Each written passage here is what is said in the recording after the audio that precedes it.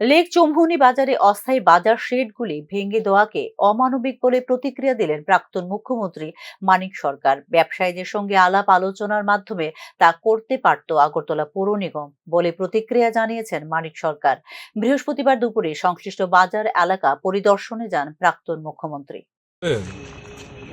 এটা একেবারেই অমানবিক।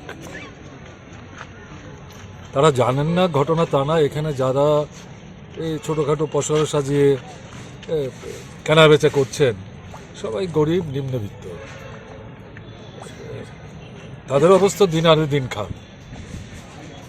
এখন সরকারের যদি বা পুরো পরিষদের যদি কোনো এই এলাকা নিয়ে উন্নত পরিকল্পনা থেকেও থাকে এবং এই জায়গাটা দিয়ে যদি তারা কিছু করতেও চান, তাহলে প্রথম তো তাদের ডেকে বসে কথা বলা দরকার ছিল যে আমরা এই জিনিস করতে চাই, আপনাদের সহযোগিতা লাগবে, আপনাদের জায়গাটা ছাড়তে হবে এবং আমরা একটা বিকল্প ব্যবস্থা আপনাদের জন্য করব।